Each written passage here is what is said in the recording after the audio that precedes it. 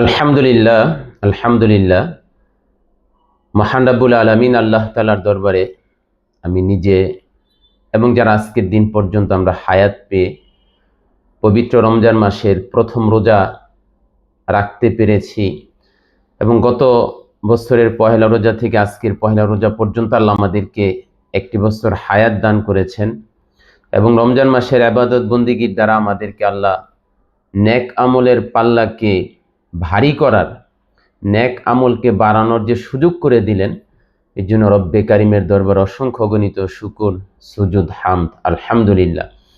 এই জন্য তারতিলুল কোরআন ফাউন্ডেশনের সকল দর্শকদের প্রতি আমাদের ফাউন্ডেশনের পক্ষ থেকে নিবেদন, রমজান মাস বিশাল বড় একটা নেয়ামতের মাস, আমলের মাস।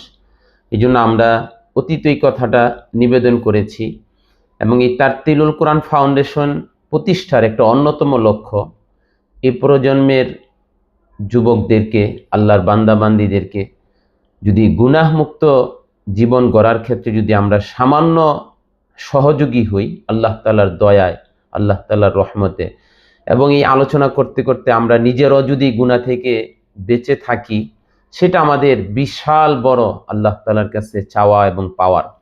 এই জন্য আমরা এই ফাউন্ডেশনের মাধ্যমে এদিকে উৎসাহিত করি। বর্তমান যে যুগ, এই যুগের বিশ্লেষণ করলে আইয়ামে জাহিলিয়াতের যুগটা বর্তমান যুগটাকে লক্ষ কোটিবার গুরু কয়, বস কয়, এবং এই যুগটাকে সে বস মানে, আর এই যুগ আওয়াজ দিয়া বলে, হে আইয়ামে জাহিলিয়াতের যুগ, তুই তো আমার শিষ্য। বাস্তবেই এই জন্য বর্তমান যুগে গুনাহের যে উপকরণ, গুনাহের যে মাধ্যম, সেটার ব্যাখ্যা বিশ্লেষণ করে শেষ করা যাবে না।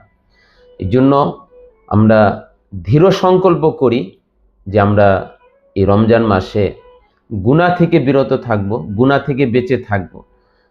সেটার জন্য প্রথম আল্লাহর কাছে নুসরত, সাহায্য, দয়া, রহমত চাইতে হবে।